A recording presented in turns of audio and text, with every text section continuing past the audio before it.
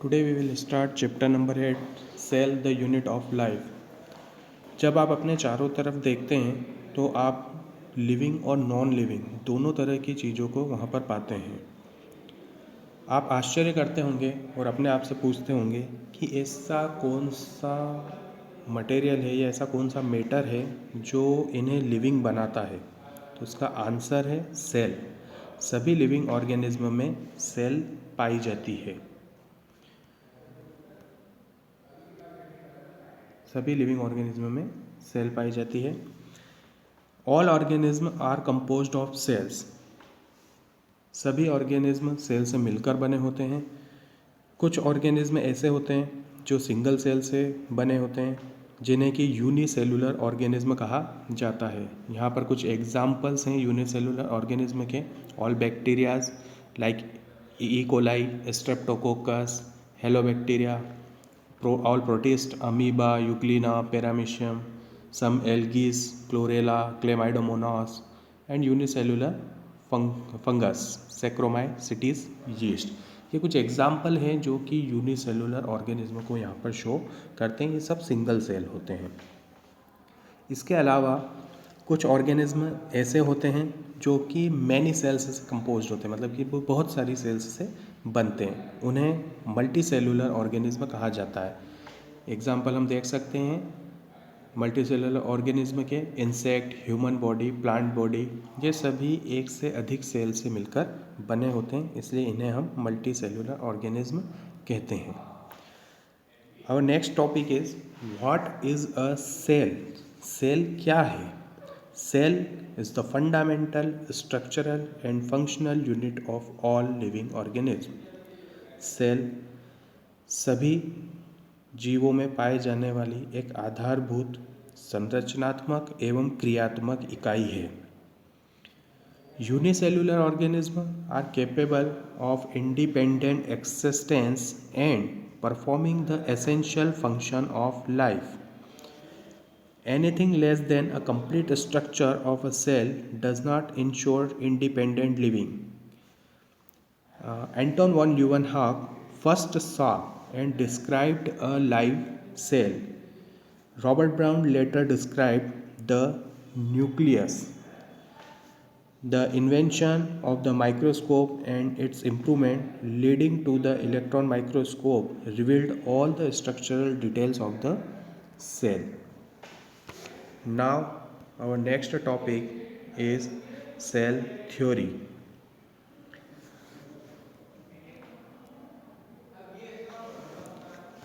In 1838, Matthias Schleiden, a German botanist, 1838 में Matheus Schleiden के नाम से एक जर्मन बोटनिस्ट थे।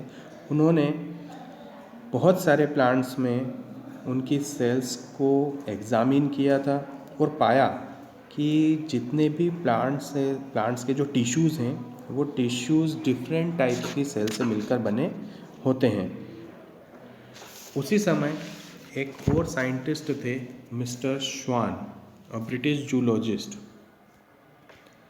मिस्टर श्वान जो कि ब्रिटिश जूलॉजिस्ट थे, उन्होंने यहाँ पर डिफरेंट टाइप्स की एनिमल सेल्स की स्टडी की और अपनी रिपोर्ट बनाई और उसमें बताया कि एनिमल सेल के चारों तरफ एक आउटर लेयर पाई जाती है जिसे आज हम प्लाज्मा मेम्ब्रेन के नाम से जानते हैं।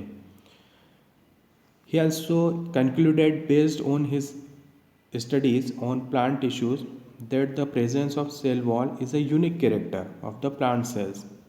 On the basis of this, Schwann proposed the hypothesis that the bodies of animals and plants are composed of cells and product of cells.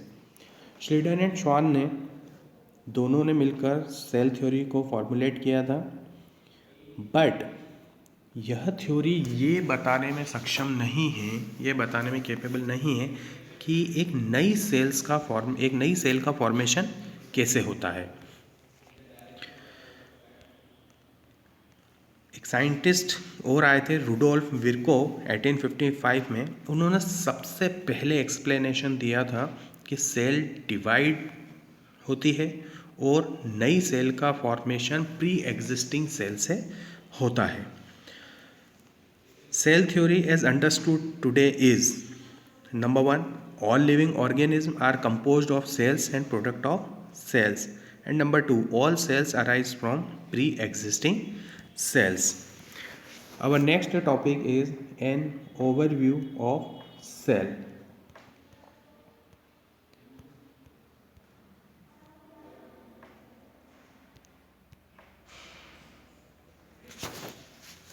You have earlier observed cells in an onion peel and or human cheek cell under the microscope. Let us recollect their structure. The onion cell, which is a typical plant cell, has a distinct cell wall as its outer boundary, and just within it is the cell membrane.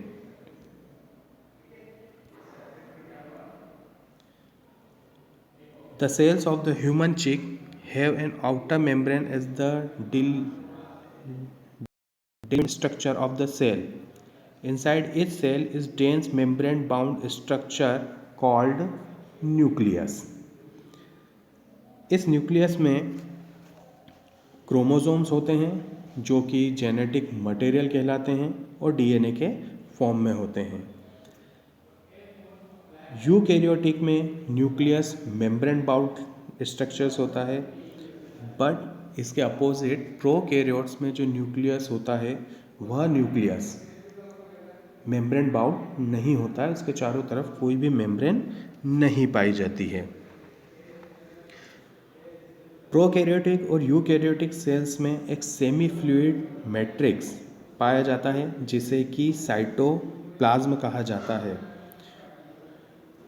यह cytoplasm जितनी भी plants और animal cells की cellular activities होती है उसमें main भूमिका निभाता है.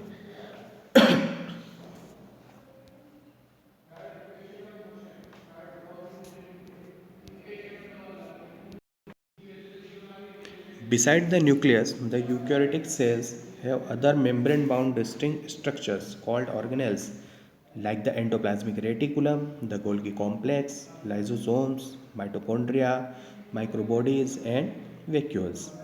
The prokaryotic cells lack such membrane-bound organelles. Ribosomes जो ऑर्गेनेल हैं वो नॉन मेम्ब्रेन बाउंड ऑर्गेनेल्स होते हैं जो कि दोनों ही सेल्स में पाए जाते हैं. Means eukaryotic cells and prokaryotic cells दोनों ही सेल्स में राइबोसोम्स पाए जाते हैं जो कि नॉन मेम्ब्रेन बाउंड स्ट्रक्चर होता है.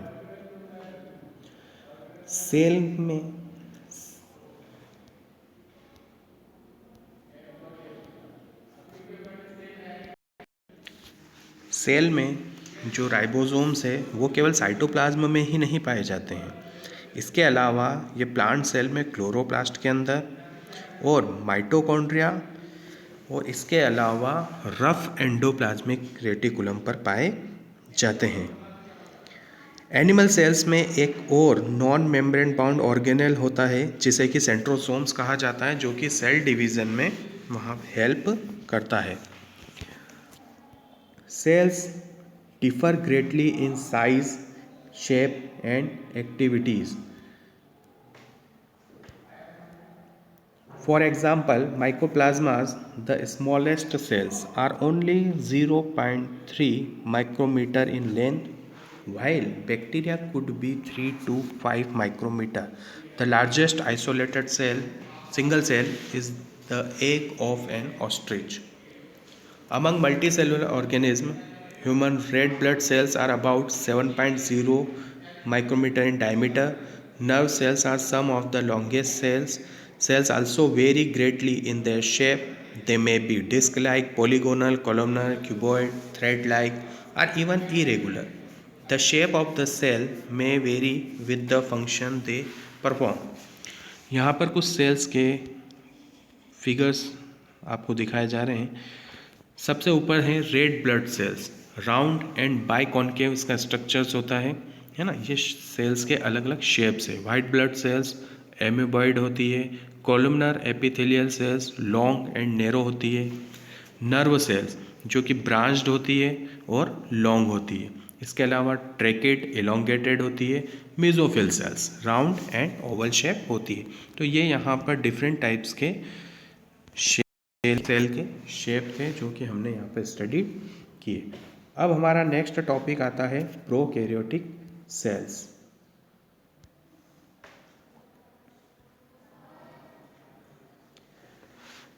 The prokaryotic cells are represented by bacteria, blue-green algae, mycoplasma, and PPLO.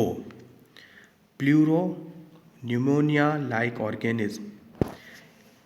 जो प्रोकैरियोटिक सेल्स होते हैं ये bacteria, blue green algae, mycoplasma और PPLO लाइक स्ट्रक्चर्स होते हैं। They are generally smaller and multiply more rapidly than the eukaryotic cells. Eukaryotic cells की अपेक्षा ये बहुत तेज़ी से मल्टीप्लाई करते हैं, बहुत तेज़ी से ग्रोथ करते हैं और जनरली यह बहुत स्मॉल्स होते हैं। यहाँ पर हम प्रोकैरियोटिक सेल्स के डायग्राम को देख सकते हैं। टिपिकल बैक्टीरिया जिसकी लेंथ है 1 to 2 micrometre, PPLO pleuropneumonia like organism जो हमें यहाँ दिखाई दे रहा है about 0.1 micrometre, viruses 0.02 to 0.2 micrometre इनकी लेंथ होती है। The 4 basic shapes of bacteria are bacillus rod like, ये आप स्ट्रक्चर देख सकते हैं, बेसिलस जो कि रॉड लाइक है, कोकस स्फेरिकल सामने दिख रहा है हमें, कोकस स्फेरिकल है, विब्रियो कॉमा लाइक स्ट्रक्चर है, ये विब्रियो है, कॉमा लाइक स्ट्रक्चर हमें दिखाई दे रहा है, एंड स्पाइरलम जो कि स्पाइरल शेप्ड है। तो 4 टाइप्स के बैक्टीरिया यहाँ 4 टाइप्स के बेसिक शेप्स आते हैं बैक्टीरिया के जो हम यहाँ पर स्टडी कर रहे हैं। बेसिलस जो कि रॉड शेप्ड होता है, कोकस जो कि स्फेरिकल होता है, स्पाइरलम जो कि स्पाइरल शेप्ड होता है, 3rd नंबर पर आपको दिख रहा है। नंबर 4th इज विब्रियो जो कॉमा लाइक स्ट्रक्चर होता है।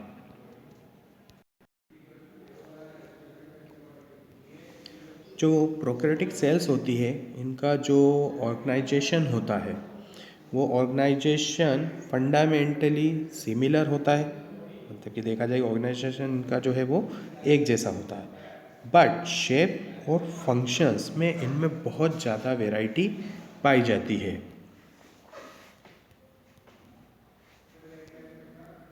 All prokaryotes have a cell wall surrounding the cell membrane except in mycoplasma. The fluid matrix filling the cell is the cytoplasm. There is no well-defined nucleus. Genetic material इसमें basically necked होता है, उसके आसपास कोई envelope नहीं पाया जाता, ना ही कोई न्यूक्लियर मेम्ब्रेन पाई जाती है। In addition to the genomic DNA, the single chromosome, circular DNA, many bacteria have small circular DNA outside the genomic DNA. Genomic DNA के अलावा इसमें एक सर्कुलर स्मॉल डीएनए भी पाया जाता है जो कि जीनोमिक डीएनए से बाहर होता है, जिसे हम प्लाज्मिड कहते हैं। इस प्लाज्मिड डीएनए की प्रेजेंस के कारण बैक्टीरिया में कुछ फिनोटाइपिक कैरेक्टर्स आते हैं। One such character is resistance to antibiotics. A specialized differentiated form of cell membrane called mesosome is the characteristics of prokaryotes. They are essentially enfoldings of cell membrane. अब आज का जो हमारा topic है वो हम यहीं पर ओवर करते हैं। नेक्स्ट क्लास में हम पढ़ेंगे cell envelope and its modification. Have a good day all students.